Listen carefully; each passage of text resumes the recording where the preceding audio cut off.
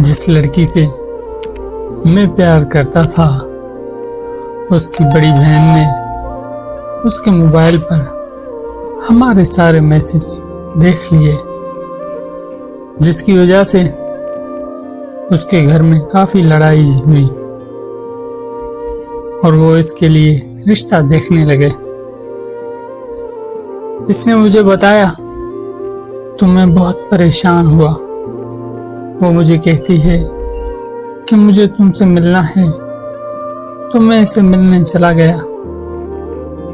وہ جب مجھ سے ملنے آئی تو مجھے کہتی ہے میں گھر واپس نہیں جاؤں گی، میں گھر چھوڑ آئی ہوں۔ میں بولا پاگل، ایسا کیوں کیا؟ یہ کیا بول رہی ہو تم؟ میں نے اسے بہت سمجھایا لیکن وہ نہ مانی، تو میں اسے لے کر کراچی چلا گیا۔ جب میرے گھر والوں کو اس بات کا پتہ چلا تو وہ میرے پیچھے کراچی آ گئے۔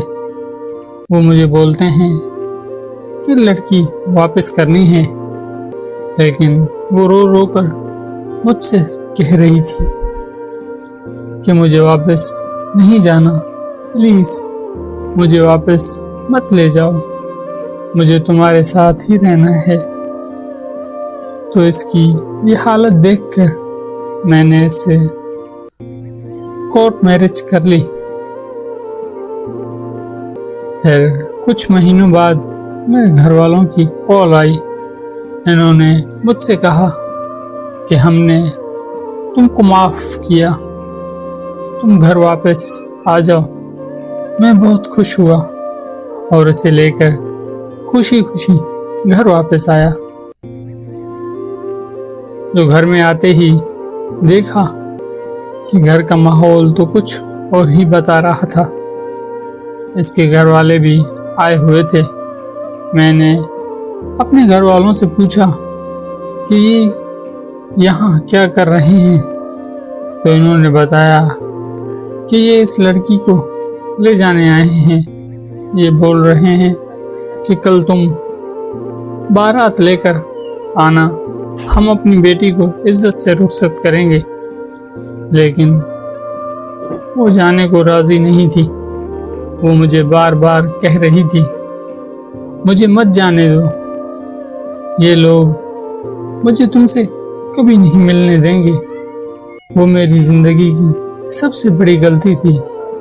آج پورا 1 سال ہو گیا ہے مجھے کورٹ کے چکر لگاتے ہوئے، لیکن اس کا کوئی پتہ نہیں۔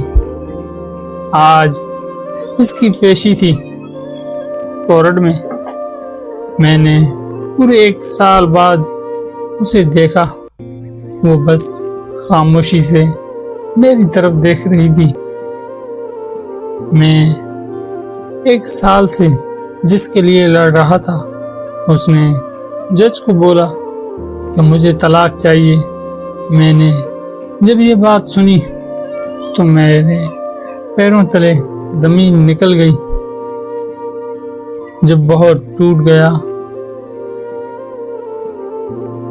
اور سوچنے لگا کہ آخر اس نے ایسا کیوں کہا۔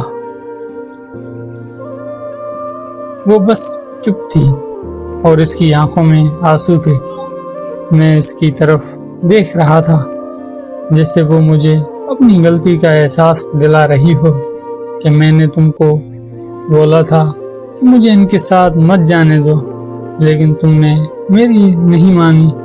اس وقت کورٹ نے ہماری جدائی لکھ دی۔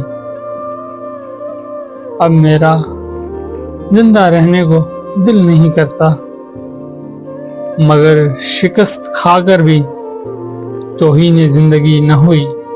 شکست کھا کر بھی توہین زندگی نہ ہوئی۔ ہزاروں کام ہوئے مگر ہم سے خودکشی نہ ہوئی۔